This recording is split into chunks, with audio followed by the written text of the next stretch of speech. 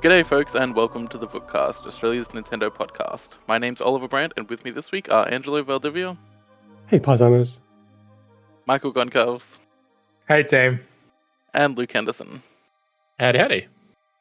We've got a great episode lined up for you this week, all about 2 more incredible Zelda games added to the Switch, a new Bluey game, Rayman DLC, and more.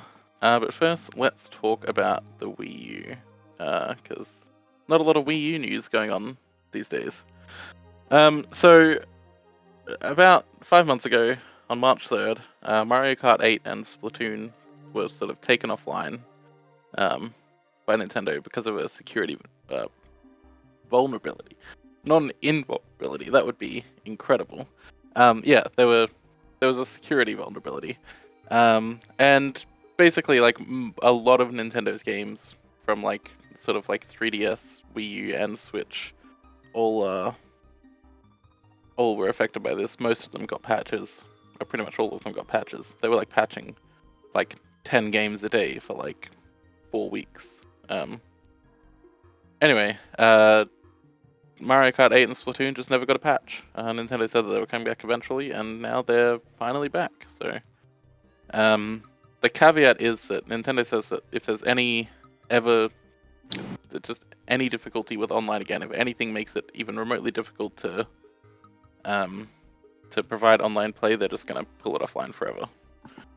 I mean, as we know, like the Wii U eShop and the 3DS eShop shut down earlier this year, so you know, this isn't like turning off prospective buyers anytime soon. But yeah, I mean, what do we sort of think about this? I mean, it's great that they finally got back to it. Yeah, it is good.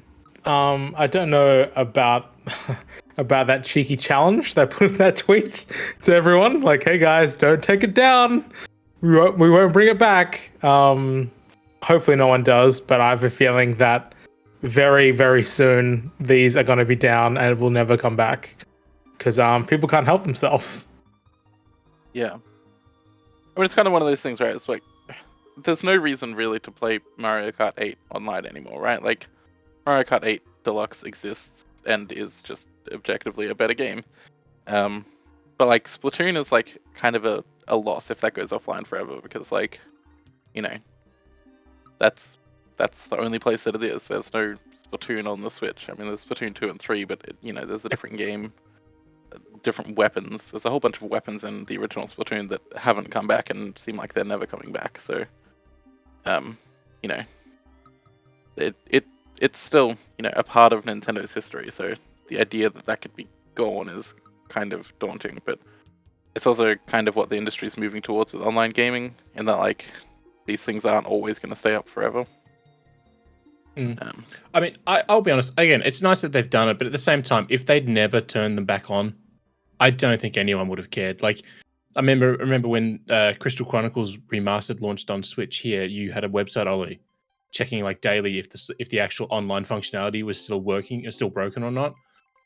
Because they released it and it didn't work. And nobody has shown any level of interest like that for these games being offline. So I think it was more just that somebody remembered they hadn't turned them back on again. So like, oh, let's just turn them on. There we go. So I'm more intrigued about like, did these communities even come back? Well, I mean, it's hard to say. I'm not gonna like plug in my Wii U to find out if people are still playing Splatoon, right? But I know that like there were like, you could still, even in Australia, get like a Splatoon lobby going. If you jumped into Turf War, people would be there. But now, I mean, after it's been offline for 5 months, I imagine anybody who was even vaguely interested in playing the first Splatoon online is probably moved on to Splatoon 2 or 3. Well, there probably would have been a bit of a resurgence, over the weekend when it first came back up. Yeah, I'm sure. Much like the Call of Duty fixes that happened on Xbox, they fixed up a whole bunch of lobbies, and all of a sudden all those lobbies were full again because people could play it. So like, oh, let's try it out. But yeah, I don't think anyone's chomping at the bit for these. So yeah. Yeah. Angelo, are you looking to jump back into Splatoon on the Wii U? No. I mean, like, I dabbled a little bit when it first came out, but the game's also almost 10 years old. Like, Yeah. I don't recall there was anything particularly important about the first game to keep it over like functionality of like the second and third games, if that makes any sense. Like the second and third games, the third one in particular is like so much more feature rich than the first one at this point. Like Yeah. what is even the benefit of keeping the first? It's on a system that no one even plays really anymore much, outside of like speedrunners and stuff like that. So yeah, Yeah, I mean, whatever. like, yeah, I think there's like 4 weapons that haven't made it over, and they've kind of been like their roles have been repurposed into other weapons in. Yeah, but like, was it latest worth going back Splatoon to games. playing the console just to do No. that? Like, No, it certainly was not. And yeah, with Mario Kart, there's just a better version of it that like half of all Switch owners have. So It has more characters, more tracks, and it has the actual working battle mode. Because the battle mode in regular Mario Kart 8 was not the best. we are currently A at penalty different shootouts game in at this point. in Oh, the sorry, Sweden go. versus USA game. You know what? That's I'm not 1-1. sorry. Yeah, it's also the deluxe is just a different game now. Like they've changed the way characters play or how items work. Like it's not the same in the slightest. So, And let's face it too, Mario Kart 8 Deluxe also has Labo support for those people that still have their cardboard motorbike controls. Can't do that on the Wii U. would you want to do it on the Wii U? I don't think anyone did it on Can you the imagine Switch. like So strapping the Wii U gamepad into like a big cardboard construction? Like that would just be a terrible experience for everyone involved. yeah, much like like a- doing the it's Switch. just it's just like an Oculus Rift dev kit. Yeah. Giant chunky thing in your face. But yeah, I mean, Michael, you're probably right. They're just gonna like. Nintendo has effectively issued a challenge to people to take it offline forever, and people are gonna do it, right? They've said like, oh yeah, if there's anything that makes it difficult, then we're gonna pull it offline, and like people are gonna do it. That's just how the internet is. People will do it just for the sake of having said that they did it. Like they want to be the reason that Splatoon is offline forever. But I mean, even if it does get like pulled down. I almost believe that Nintendo did it on purpose, so they don't have to run the servers so anymore. Sick of like running those servers, yeah. Do you guys remember when, like, I think it was Halo 2, when Halo 2, the original on Xbox, was going offline, and there was a community of people who just kept their Xboxes plugged in just to keep playing because the servers died as soon as the last person logged off. And, like, it was still going for, like, months afterwards because people kept their consoles on until someone's power cut out or something. Power went out, yeah. Yeah. That was actually kind of bonkers. I actually checked it on there every now and again. That was such an interesting sort of development on that one. But it just kept whittling down, like after months, like, fewer and fewer people were on it, and then just a couple of people, and then one last person, I guess.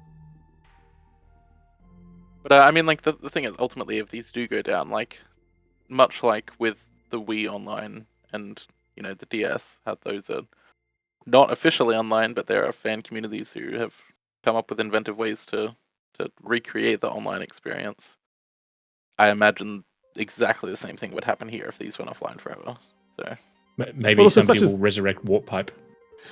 Maybe. But like, such is life for online games. Like, if there's no community behind it, then it can't survive. Like, there's no point. And that's just the point of online gaming, right?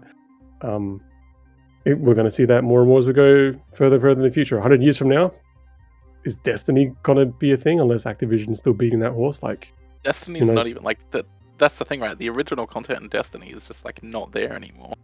In Destiny 2, at least, like you just can't play it, and like that's within like one game release cycle. Is they're already removing content. So the same thing's going to happen with all of these like huge games. They're not going to be playable. The content in them is going to be lost to time, and then people will eventually mod them to be able to play them again. I know this is going to be an old man shouts at cloud comment, but don't play games as a service games. That's just my opinion.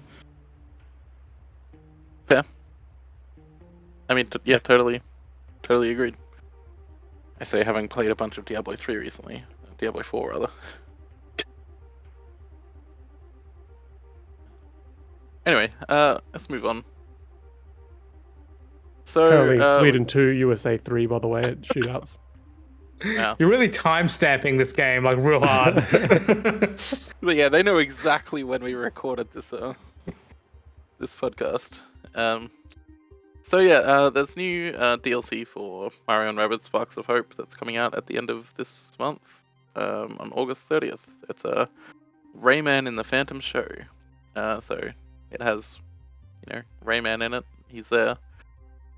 And just, it's kind of funny to see Rayman being a side character in a Rabbids game when, the Rabbids started as he's a side character in a Mario and a Rabbids game.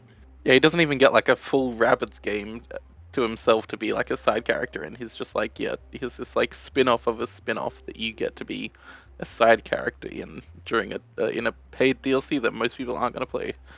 Yeah. Man. It's because Rabbids is the franchise now. It's no longer Rayman. Rabbids is the franchise. Rayman is dead. Rabbids have been way bigger than Rayman for like the last 15 years or so. But I believe that there's a space for Rayman to come back, like just like there was a space for Prince of Persia to come back, right? Like Prince of Persia, nothing happened for such a long time, and then they're like, hell yeah, a new game that looks amazing. So maybe they can do the same with Rayman. Teenagers today weren't even alive when the last Prince of Persia game came out.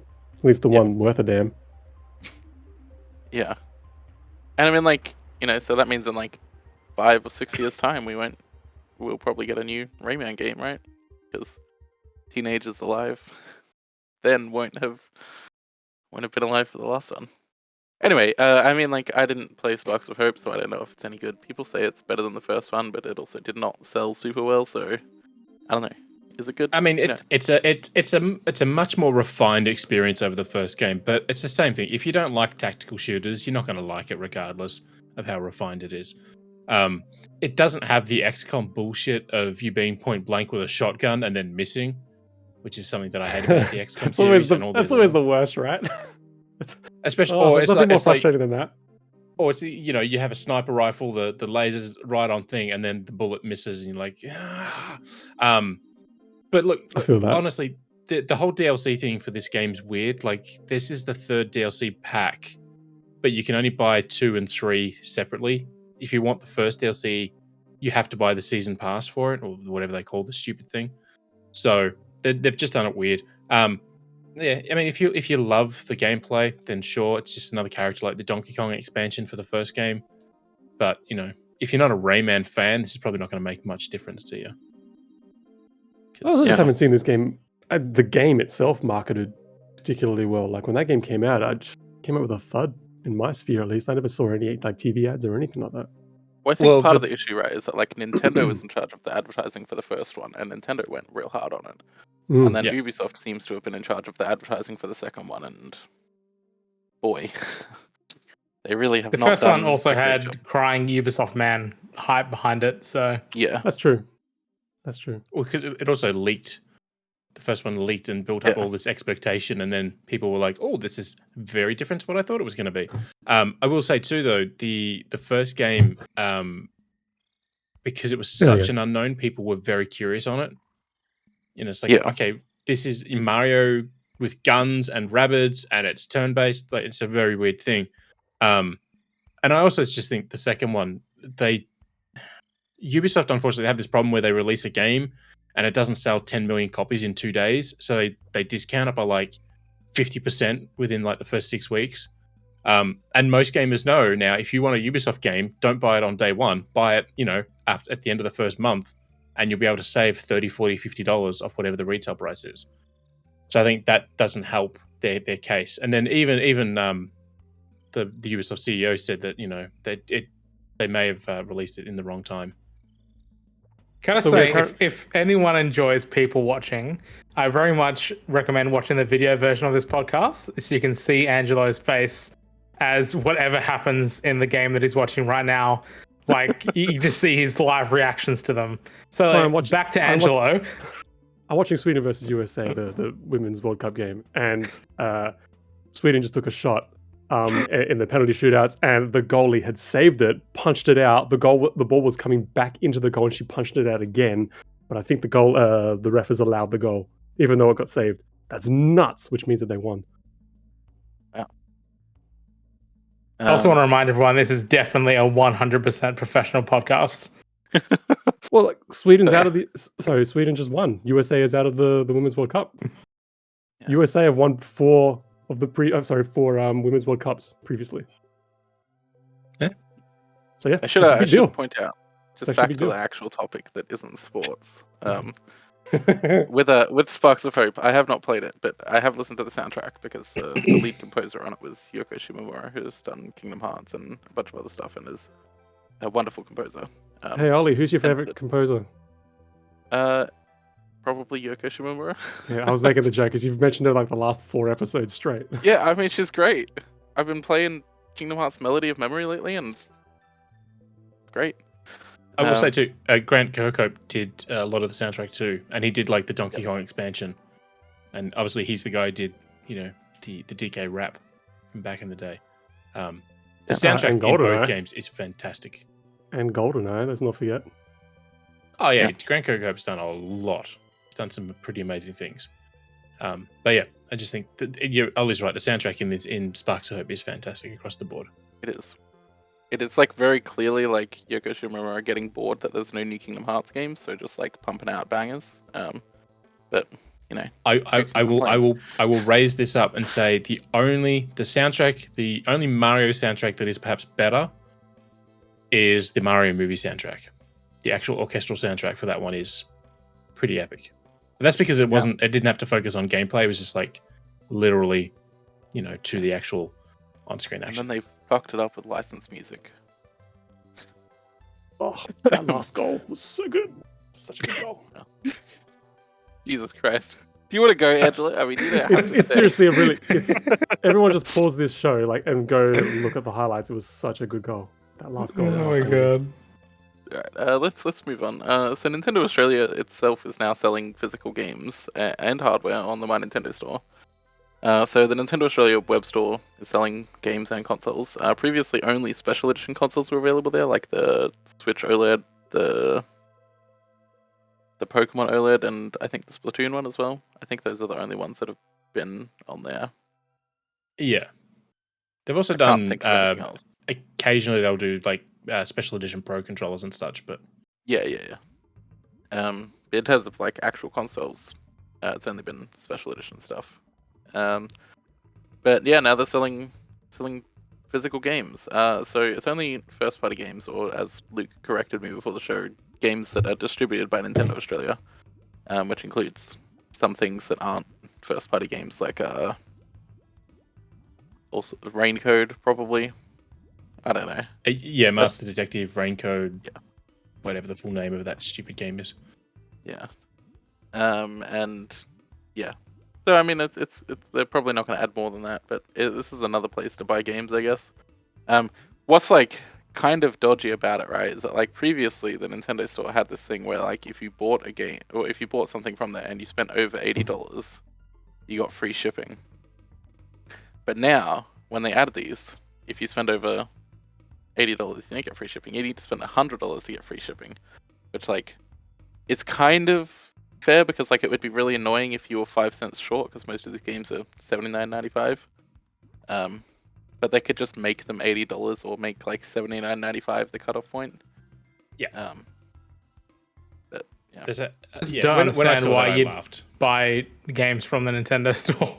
Like I really don't get it. Yeah. If you're buying physically, right? Like why? I mean, like I guess like in some, like if you live like right by the Nintendo offices and you can pick it up, then like it might be worth it.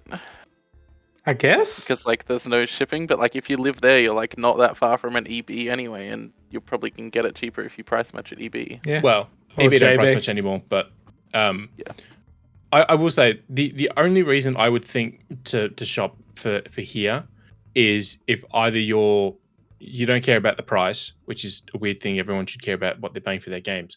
But I think the only reason would be that Nintendo is more likely to have some older games available in the future. Whereas, sometimes like EB will not get copies of, we'll say everybody wants to Switch, right? They may not stock them after Christmas. But if you really need that game next year, the chances of finding it on the Nintendo shop are fairly likely compared to anywhere else. So that would be the only time I would say shop here. The other thing that was pointed out to me about this, and I think it's a reasonably good point, is that like if you're buying a console and you were going to pay full price for it anyway, you're probably better off buying it directly from Nintendo, just because the way that Australian warranty law works, like Yeah. you kind of have to go to the retailer before you go to the manufacturer, and the retailer isn't really going to make any effort to solve your problem.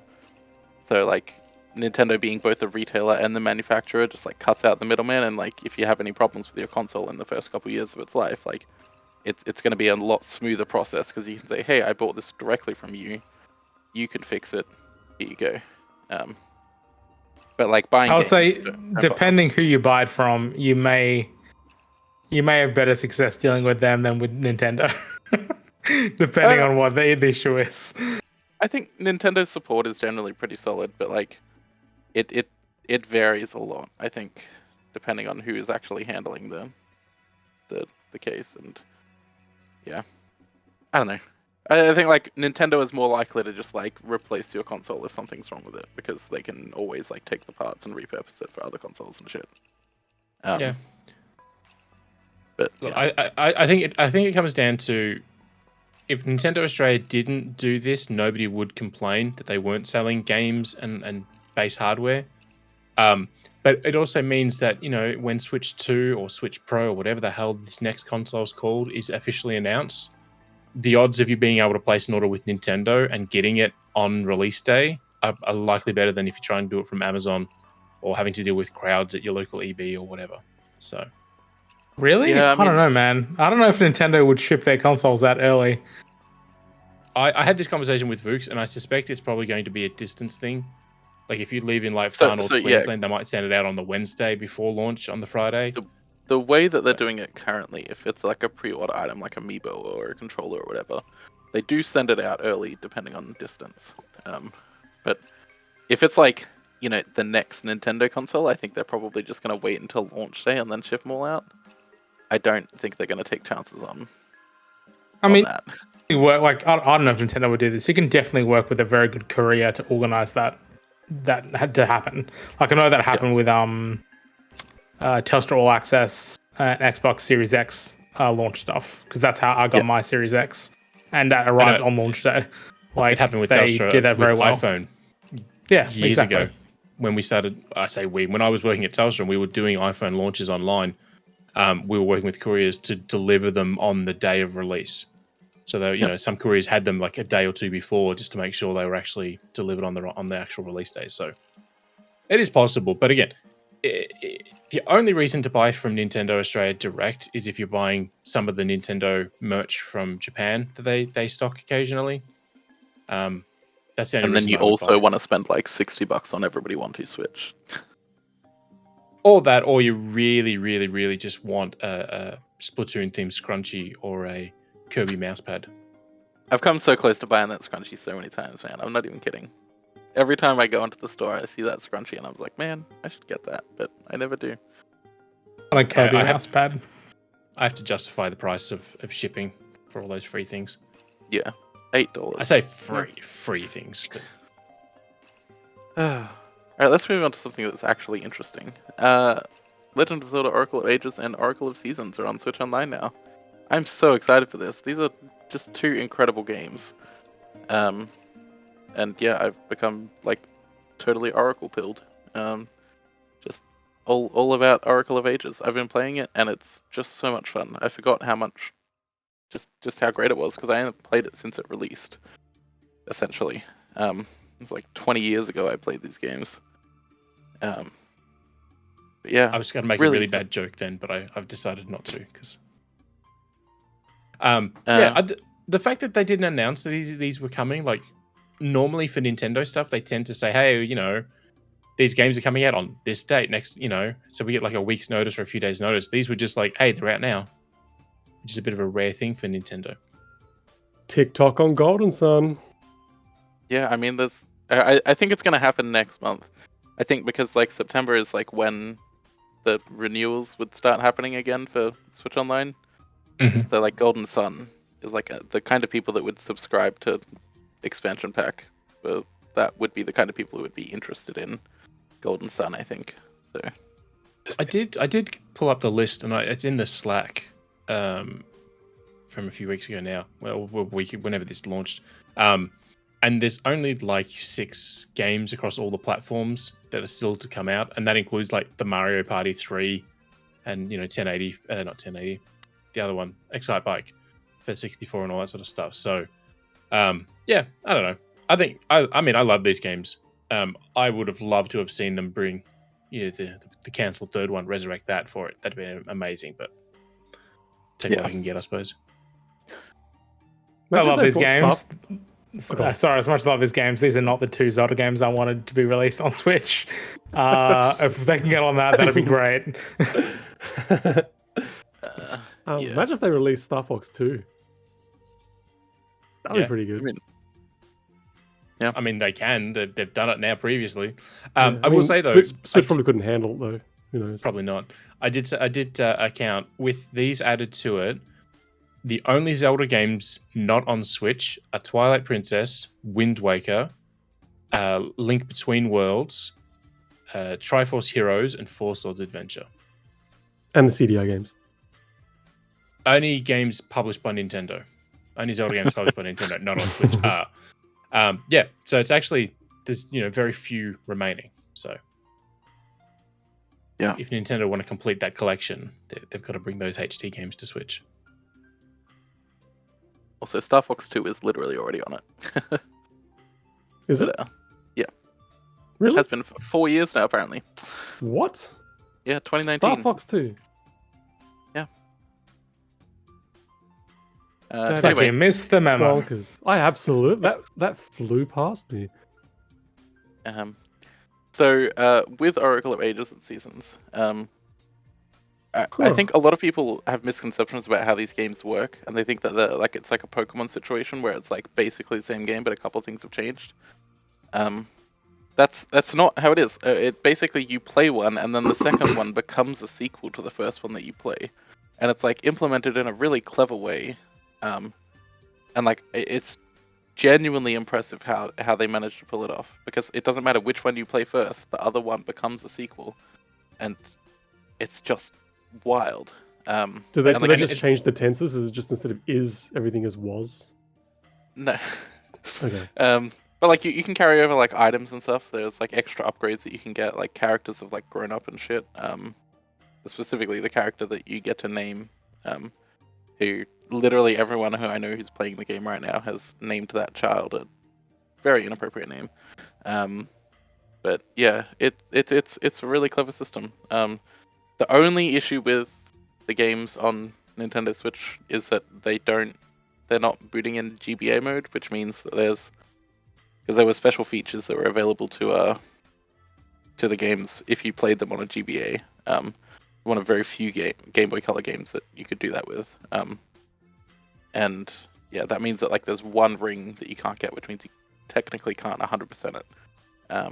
But there's like websites you can go on to like generate a secret, which is the code system that they use to just like get them to give you a GBA ring anyway, so it's not a big deal, but it is like a little bit weird that it's not launching in GBA mode.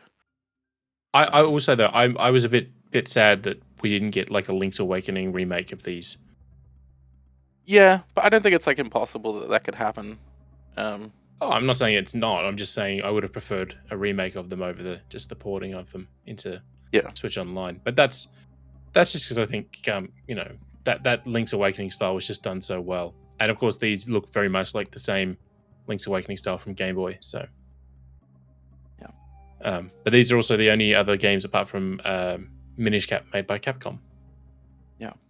So although like these are the first games where the director who worked on Tears of the Kingdom, I can't remember what his name is. The director who worked on Tears of the Kingdom also worked on these, and these were the first Zelda games that he worked on. AGI Numa? No, he's the producer. There's actually another guy who directed the game. Shigeru Miyamoto? No. Yuji Naka? No, he's in prison now. Let's see. Yoko Shimomura? I wish. Hidemaru Fujibayashi. Hideo Kojima. But yeah, so he started with Oracle of Seasons, went through Four Swords, Minish Cap, Phantom Hourglass, Skyward Sword, and then Breath of the Wild and Tears of the Kingdom. So like, these are the first games from the dude who made Breath of the Wild, and Tears of the Kingdom, which hang on, is he also the guy who directed Skyward Sword? Because that takes some of the shine off his work if he also directed also that game. the lead writer for that game, so Oh god, he has hits and misses. Michael, what do you think of Oracle of Ages and Seasons? Like it's great. Oh, sorry, I thought my mic was off for a second. Yeah, no, it's awesome that it's on there. Like it's about time. Like I think everyone who enjoys Zelda should definitely take the time to actually get some time to play them because they're awesome games. Yeah, and I remember Michael, a little while back you were playing the original Game Boy Link's Awakening on stream. Mm-hmm. Yeah, and one of the whole frustrating parts of that game is like having to swap items and stuff. Sure is. Now you still have to do that in Oracle of Ages and Seasons, but like the way that the game, like it actually turns it into a game mechanic rather than just being a frustration. So there's a point in the Oracle of Ages where like you get trapped on this island and you have to like swap items in and out to be able to like progress, and it's like really, really cool and fun puzzle solving stuff. And a lot of the dungeons are like that as well. It's kind of like dependent on you swapping out to two particular items. And I think it's a lot better than Link's Awakening. Having said that, I was like, where is this going? If it got a remake, I would still want it to be like Link's Awakening, where they put like key things on shoulder buttons and extra buttons and stuff. Like the sword and the shield should always just be like something that is on a dedicated button. And like there's technically no Pegasus boots in this game. But that the seed bag should probably be on its dedicated button as well. But yeah, I will say the Pegasus boots are one of my favorite old school Zelda items because they're just fun. They are. And they got replaced in Oracle games with Pegasus seeds, which effectively are the same thing. But yeah, go play Ages and Seasons. Ages is the better game, but I would recommend playing it first. For anyone interested in playing through both games, play Ages first, because Seasons is a bit dull unless you have the legacy of it being a sequel.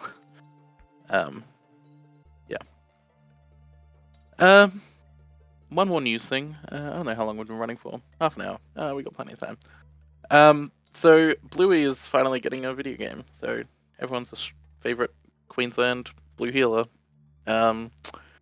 is getting a video game. But unfortunately it comes at a bit of a cost because it's not being developed or published by an Australian studio. Instead being developed by, what's the name of the company? Artax Games, and published by Outright. So Artax is a Spanish developer, and Outright is I don't even know where they're based, but they're a UK company. There you go. So it's a little bit disappointing. Here's the description of it, according to the Australian Classification Board, because yeah, this game leaked. It has not been officially revealed, but it leaked through the Classification Board in Australia. So it says, follow the Healer family on a holiday adventure to find a treasure hidden by Bandit and his brothers many years ago. The game takes place in 5 iconic show locations, and its story mode tells a family-friendly adventure about creating your own cherished moments with your family. Memories with your family. I mean, it does sound like cute, but it absolutely should have been made by an Australian developer, and it's really, really disappointing that it wasn't. It's definitely a missed opportunity. Like, Bluey is so iconically Australian in every way. From obviously the voice actors to the studio that makes it to the myriad of references in the show and the show's locations. Like, I'm not saying that, non-Australians can't make a good Bluey game, potentially, but I think it's probably going to lose a little bit of flavor. Yeah.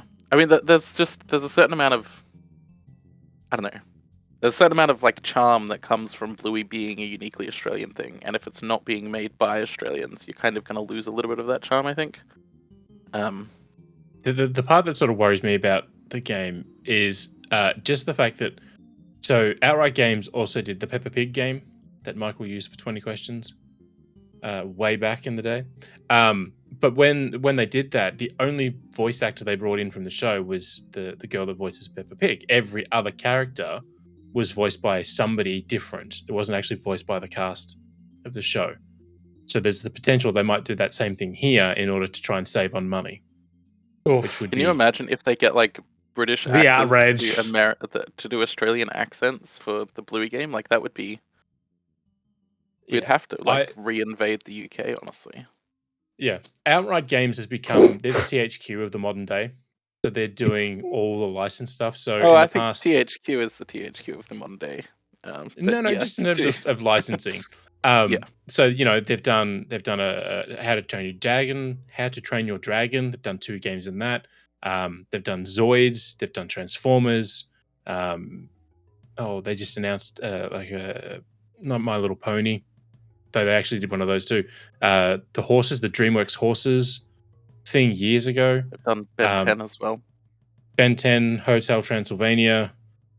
Basically, if it's like Paw Patrol stuff, if it's a child thing, they've done a game based on it. And let's move on to the games that we're playing though. Michael, tell us about the games that you've been playing. Lately, I've been playing a little bit of Ghost Trick. I ended up importing the physical copy from Asia, which is nice. So cool playing through that again. And I picked up Baldur's Gate 3 on PC when it launched this week. And I re-rolled my character 4 times. And I finally stuck on one and I've started playing through it. I think I've played maybe like 6 or 7 hours according to Steam. But I've probably actually played the game for maybe like an hour and a half. The rest of that time was making characters and re-rolling. But it's great. If you enjoy D&D, and I do mean if you enjoy D&D specifically and how D&D works, you will enjoy the game. Do not expect a game that isn't literally how D&D works. Because I've seen so many people complain about it, about how combat works and all that type of stuff, and how they don't like how there's dice rolls. I'm like, it's literally D&D as a game. Like, I don't know how much clearer they could have been about this in like the marketing, but whatever. That's the thing, right? Like, people watch Stranger Things, they're like, oh man, D&D, I want to give that a crack. And then they just try and they're just like, I don't know what I'm doing. If you are a Switch player and you're not interested in Baldur's Gate 3 or you're a bit unsure about it, Baldur's Gate and Baldur's Gate 2 Enhanced Editions are available on Switch. So they're the original Baldur's Gate games that were initially done by BioWare.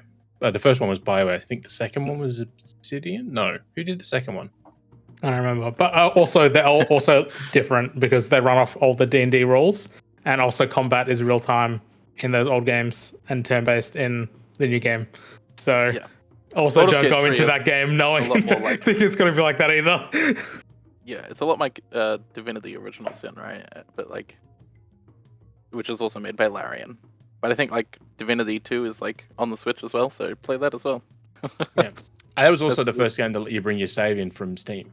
So yeah, Divinity 2 is also on iPad. It is good game. What character did you play, Michael? I'm curious to know. As someone who's also playing Baldur's Gate 3. I'm playing a light domain cleric. It is a my brain is blanking so hard right now. Oh my god! Good thing you spent all this time creating a character. I have this panic moment, like mind blank, where I can't think of anything. A tiefling. God damn it! I could not think of the word. I'm playing a tiefling. And yes, I did hauntingly spend a lot of time over my character's genitalia because that's an option you can choose, and why not? It's a shame you can't give it horns. I mean, that particular thing you can't give that horns. particular part. So I've also been playing Baldur's Gate 3. I'm playing a forest gnome druid. So I was just like, what's the weirdest little guy I can make? And forest gnome was the way to go. But yeah, it like if you don't like Dungeons and Dragons, you won't like this because like it is just Dungeons and Dragons. And like just everything, like you will just like get an unlucky roll in combat and just be immediately killed sometimes. And you know, that's how it works in Dungeons and Dragons, but that's how it works here too. So like if you just like roll a 0, like sorry, well, a 1 I guess, get screwed. You're gonna die. I will say, and we're talking about this before we started the podcast, you can save scum exceedingly well in this game. You can literally save the game mid. I don't know if you can save mid combat, but you can definitely save mid conversation, like in the exact point that you're talking. So you can just choose whatever you want. In combat as well. Oh, there you go. Each turn you can. And if you're playing on PC with a mouse and keyboard, you can just press F5 to quick save. And F8 to quick load. Don't ask me how I know. I have like a custom mouse profile set up for like my forward and back buttons for Baldur's Gate 3 as like a quick save and quick load. Oh my god. Because it's just like it's so prevalent. But yeah. So I've been playing that. That's a lot of fun. Also been playing Oracle of Ages, of course. Disney Illusion Island, which I did not care for. And a bunch of other stuff that I can't remember. It's been a very busy couple weeks for me in terms of games. Angelo, you've been playing Divinity. Yeah, so I returned to Divinity Original Sin 2 after getting it last year, and I mustn't have built my team up properly or something, because when I loaded up my save for the first time in a year, I was just at this point that I just couldn't progress, and I just got really stuck. So I just decided, screw it, I'm just going to play with mods and cheat my way through, because I do not care anymore. I just want to get through the story. I just want to have fun. I find redoing battles over and over again that last half an hour is not fun. So yeah, I just kind of gave myself lots of gold, leveled myself up a few times, and started actually getting through some of these fights a little more easily. I mean, it's still taking me some time. Like, I'm not entirely choosing everything, but does Divinity have a story mode difficulty? I couldn't find one.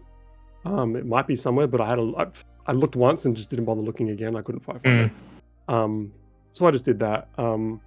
It's a bit of a butt backwards way of doing it. Like, you have to get a mod and then find like the cheat commander, which is a character in the game who you can like sort of converse with, and he'll give you extra stats and things like that, or you can see his wares and he'll give you money, and then you buy like all sorts of expensive fancy gear from him and stuff. But you know, it works.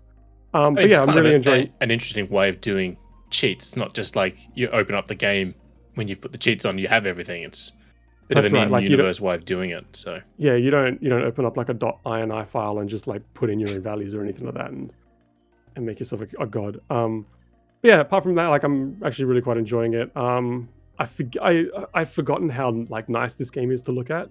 And then obviously I'm looking forward to playing Baldur's Gate 3 as well. But I want to sort of finish this game off because I'd already started this one.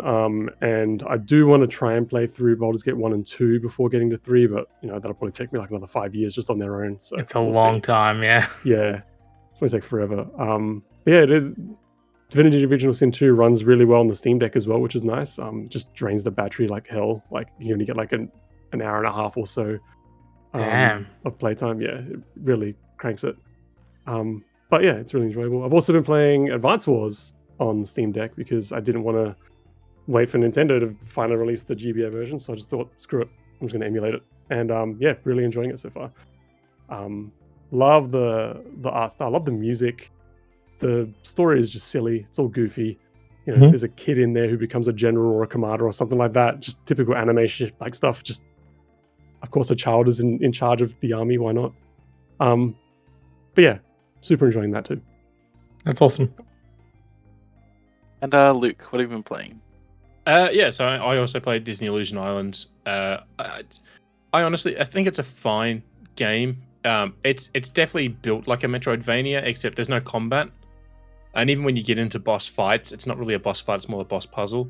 I honestly think, especially because it's more aimed at children, the fact that you can't even defend yourself against attacks, like there's no shield, seems to be like a big oversight.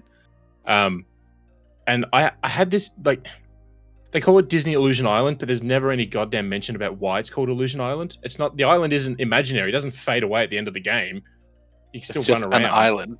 It's just an island. It's just they called Illusion Island for some reason. So that's a weird thing. But the overall story is also a bit weird. It sort of bounces all over the place. And I did notice, and this is me because I spend a lot of time in the voice actor world. But the Brett Iwan, who does the voice of Mickey, he's one of the two voices of Mickey because Disney are weird at the moment. He doesn't sound like he used to. He sounds a little more gravelier. So the Mickey voice is slightly different than what it has been for the last like 15 years since he took over. But yeah, the voice of Goofy is still Bill Farmer, and Tony and Salimo is still doing Donald Duck, so they still sound like they used to. Those guys are approaching 40 years of voicing those characters, so you know. But yeah, I mean that's a fun game. I also been playing through the Splinter Cell series. I finished off Double Agent this week, just gone. So I've only got 2 more to go in that series, and then I'll be moving on to the next game series. Nice. Yeah, my big issue with Disney Illusion Island is that like it's a Metroidvania, right? But like there's no reason to explore anything because it just gives you a big arrow and tells you where to go. And then like so, the one thing that annoyed me about it is I'm like, oh, I collected this card, and they're like, oh, and you know, you go to goes press this to see what you've unlocked, and it's like one corner of a picture. I'm like, oh, okay, I don't care about finding the game's art style. Yeah, there's no reason to explore anything. You just go to except for the fact that those pictures you unlock, when you unlock all 6 items in that frame, it gives you an extra heart. It gives you a health upgrade. But the game doesn't tell you this. It's just a little, it's a half, thing text on the screen. The game just doesn't explain anything except it has a giant arrow telling you where you need to go every single time. Anyway, so if you want your kids to get into Metroidvanias, just give them Hollow Knight. They'll figure it out eventually. Yeah, or any of the old Metroid games, because they're not that complicated. I played Super Metroid kind of as a kid. I was terrible at it and didn't really play it properly until later in life. But yeah, I mean, there's plenty of Castlevania games around now. Yeah. So. Yeah, I think that's everyone. So 20 questions time. Angelo, you've picked one for us. Yeah. So I've got a couple of suggestions, which I was going to use, but I might keep in my back pocket for another time because I thought of another game that I thought might be a good one to do that I remember from my youth, but I'm not sure if anyone else here played it. So I'm interested. Like some super obscure game that we've never heard of before. I mean, Angelo's due a hard one, so that'll be fine by me. Well, I don't know if it's hard. I don't know if it's easy. Like, I'm genuinely curious to see how you guys. Yeah, to be fair, I didn't think Trauma Center was going to be hard, and then it turned out to be insanely difficult. So who knows? Anyway, let's start off. Was this game released on January 1st, 2010, or after? 2010. Sorry, no, it wasn't. Okay. Was this game released on January 1st, 2000 or after? No, it wasn't. Okay. So I mean, if we're playing, if Angelo said he played as a kid, it's probably going to be a Super Nintendo. But he didn't have a Super Nintendo as a kid. He was a Sega kid. Or Mega Drive, one of the two. Is this? I don't even think I said when I was a kid. I just said, oh, maybe I guess in my youth. I think you did, yeah. Okay. I mean, was this game released in the 90s? Yes. Was this game on a home console? Yes. So NES 64. I think NES is unlikely, surely. Just in the grand scheme of things, right? Like, it's possible, but unlikely. Because, like, definitely who fondly remembers an NES game, right? It's definitely the least likely, but who knows? Solomon's Key. What? You're talking about the game I talked about? That was Solstice, thank you. Oh, sorry, Solstice, sorry. The quest for the staff of Demnos? Yeah. Hello. I don't know how. I honestly have no idea how I got those two mixed up. My bad. You remember that one, probably, don't you? Yeah, it is a good game. Oh man. We've got to narrow down the system. Otherwise, we're just going to be like trapped in this hell. I'm just going to ask: is it a Super Nintendo game? No. Oh, okay. If it's a NES game, it's going to be amazing. I'm going to assume Nintendo 64 for the moment. We're going to ask if it has 3D graphics. Yeah, I was just about to say that's probably a good question. I probably should have just asked that. That could have knocked out too. Oh, but also, yeah, it doesn't matter. Anyway, go. Does this game have 3D graphics? Yes. Okay, yeah. 64 game. So unless there was some very advanced NES game that we don't know of, it's probably a 64. I think we literally raised that point last week with Michael's game when we were trying to like narrow down platforms. All right. So 64 game. Was this game published by Nintendo? Yes, it was. Oh, damn! Let's narrow down some games. I mean, not really. It's the 64. There was very few that weren't published by Nintendo. Yeah, I know, but still.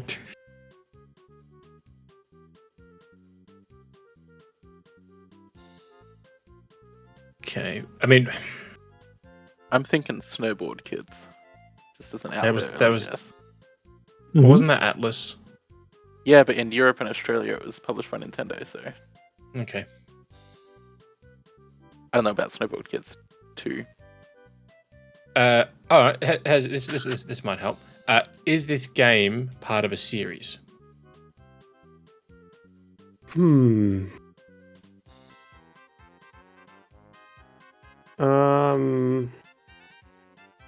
I can't really answer that. Okay. That's we won't count ask because okay. I won't ask a follow-up question then if you're not going to count it. What's your follow-up question? I'll decide. I'm going to ask, can I answer it because you don't know or for some other reason? I'll just say it'll be up for debate. Okay. So that's 7 questions.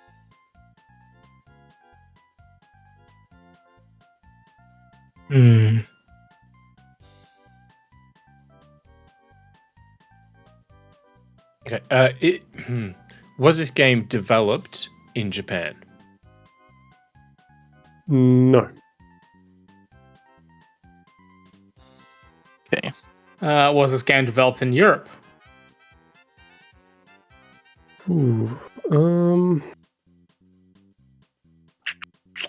Bear with me while I quickly look that up.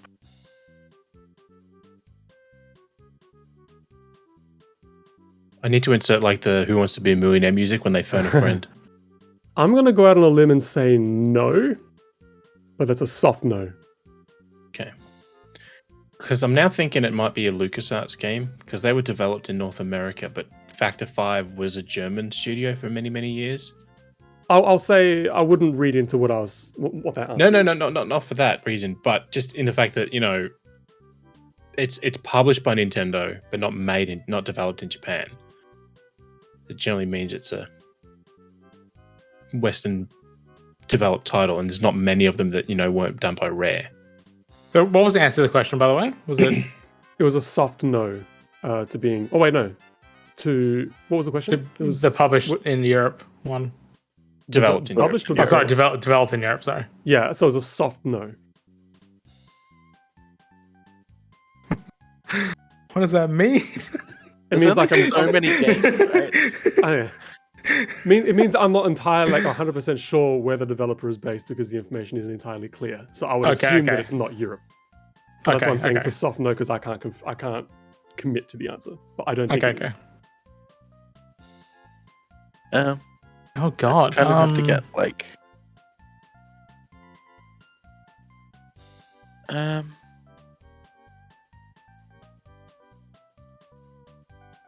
Was that there was like a weird like Orby like Tetris thingy, right? I mean, Tetrisphere? Tetrisphere, that's the one. I like that Orby Tetris thing. That Orby Tetris thing. I mean, yeah, but I'm pretty sure that was developed in Japan. I don't know. I don't know where any of the N64 developers were, so.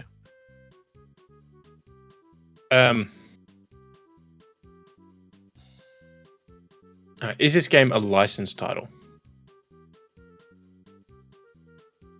No.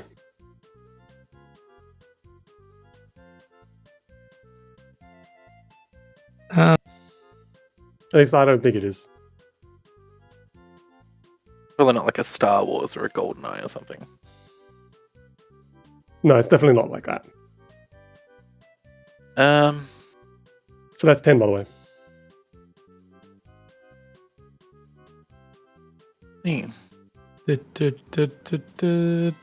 10.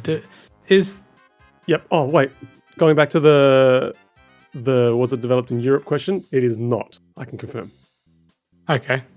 After some hardcore googling in the background. Yep. Is this a racing game? No.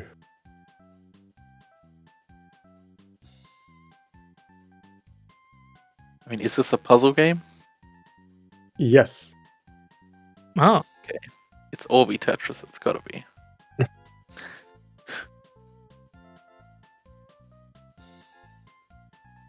Maybe it's not. I don't know. I'm trying to think of what puzzle games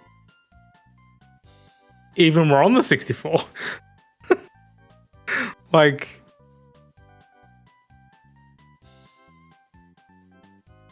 maybe that's why maybe it could be Tetrisphere, because that maybe is why he answered if it's questionable, if it's part of a series.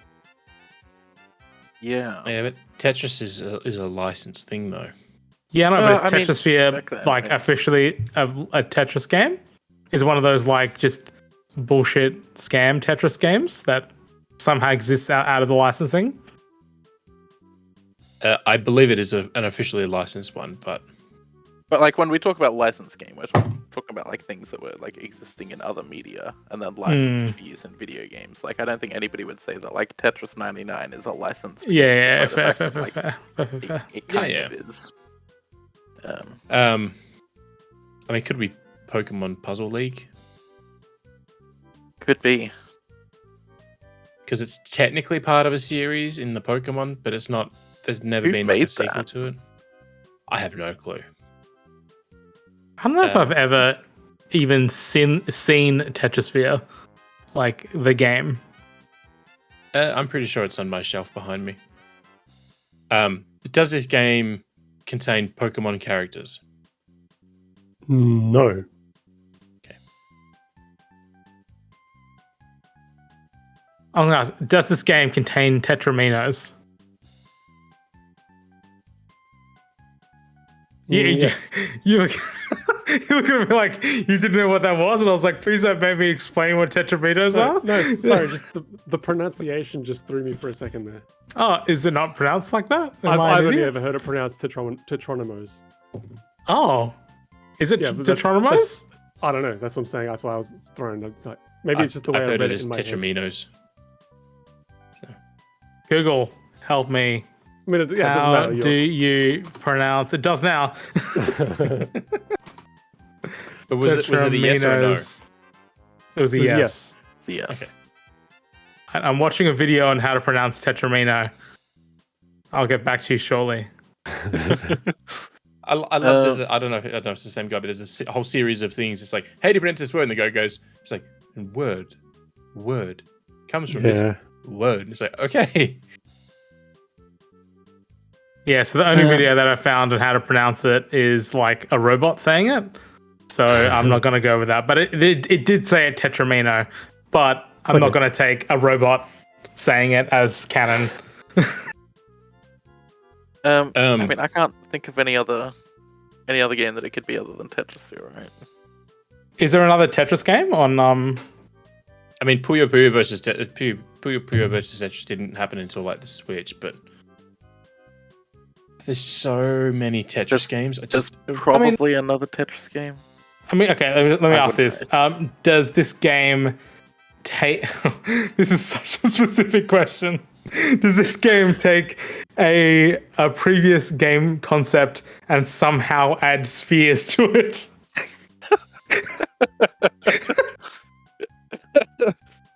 I guess, yes, it does. I think we can tap out there, right? We can just say, yeah. I guess it has to be that. I mean, you called it pretty early, I guess. So this one's for you. If this is correct, which I'm assuming it is, I don't think I ever saw this game as a kid growing up, and I would love to know the story of how you played it. Like, did you own it? Yeah. Anyway, we'll continue. Is this game Tetrisphere? That's your 16th question. You're fine with that? Yes. I mean, okay, let's ask the meta question before we ask it. All right, okay, sure. Let's get it out of the way. Have we mentioned this game? Yes. Excellent. Okay, cool. Is this game Tetris Sphere? Okay, so on your 17th question. Developed by H2O Entertainment, which is based in Alberta, Canada, as I discovered. Published by Nintendo. Released in North America on August 11, 1997, and in PAL regions, in February 1998. It is a puzzle game that has single player and multiplayer modes for Nintendo 64 called Tetrasphere. Saying, all right, tell me the story. Good. Oh, I just hired it from the video shop and it was a banger. All right, good. It was great. All right, that was way less interesting than I expected. So you've got like a couple of like, I think it's like multiple layers of a sphere, and like it's literally just all tetronymos. And you just instead of dropping the blocks in, you're sort of removing them. And you're trying to work your way into the core of the sphere, and then like this little dude with eyes sort of pops out. It's basically like the doctor game with the light up nose. I can't think what it's called. Operation. That's Yeah. It's basically that, but with The game Tetris. with the light up nose. Jeez. I couldn't think of it. The funny thing is, you mentioned that the company's in Canada, because Tetris 64 was also developed in Canada. See, I didn't even know there was a Tetris 64. There's technically 3 Tetris games on the 64, and then one on the DE. H2O Entertainment, because I've never heard of them before. Yeah, so I tried to look them up and I couldn't find them, but then there was a paragraph further down Sounds the like Wikipedia they sunk. entry. Found something on the Nintendo wiki for them. They did Tetrasphere, the new Tetris, apparently another N64 Tetris game. Never heard of that one. So yeah, it was a great game. It was really cool. Yeah, sorry. The Game Boy Color version of the Flintstones, Big Trouble in Bedrock, and something called Aiden Chronicles. I remember Aiden Chronicles. And yeah, it was Decent exactly reviews. I might check it out. Yeah, it's great. I do recommend checking it out.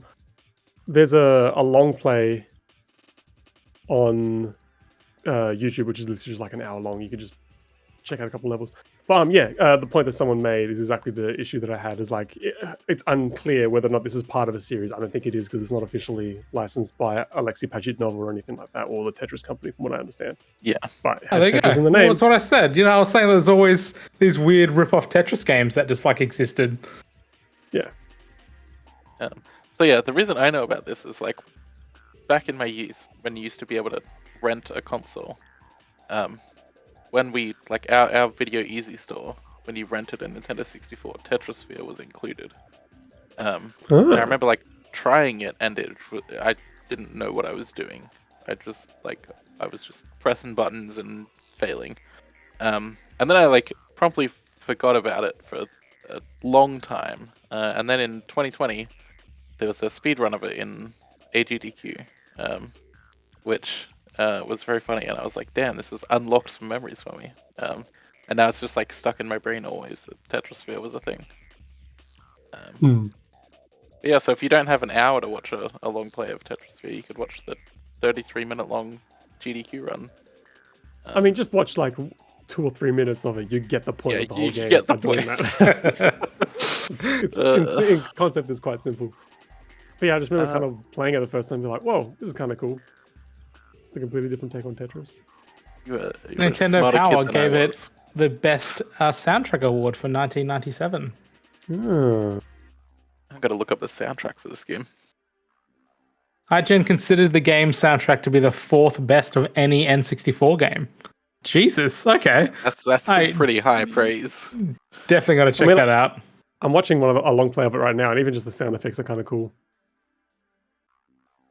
I'm gonna look up one of the songs right now. Sure. It's super, like watching it though. It's super widescreen or like a wide angle lens. It's so weird. Like the orb is like so far close to the virtual lens that when it rolls, like it's so distorted and warped. Yeah, it's kind of bonkers to look at. The techno-style soundtrack for Tetrasphere was composed by Neil Voss using Fast Tracker 2 on a Pentium PC. All about them Pentiums. I'm listening to it now, and it's like giving me Metroid vibes. Voss explained that Tetrasphere features only stereophonic sound because for a game where the action is all around you, it could enhance gameplay and the immersive experience. Plus, was also able to simulate surround sound, supposedly. That's so interesting. Oh yeah, there's some homework for everyone. Jump into Tetrasphere and give it a go. Yeah, listen to the soundtrack because it's great, apparently. But I think Luke, you're next, aren't you? Yes. Do you have a pick already? Or do you need suggestions? Oh, I have an evil pick, but if somebody wants to send suggestions, then I will. I mean, in that case, send suggestions to me because I'm the person after that, and my games have been guessed like almost every time, so I need evil picks from other people. Because I think I'm gonna like pick something evil, and then they end up getting it like within 10 questions. So send suggestions to me. But that about wraps up this week's Vookcast. Be sure to visit the site www.vooks.net for all of your Nintendo news, reviews, and everything in between. To keep up to date, follow the site on Twitter and all of the other things. It's at Vooks.net, all spelled out, except on Blue Sky, where it's just Vooks.net with the dot instead of it spelled out. Or jump on over to our Discord at bit.ly/VooksDiscord. So you can find all of our social information, links for all the stories in this episode, and all of the other relevant information on whatever platform you're listening to. Thanks for tuning in, and we'll see you next fortnight.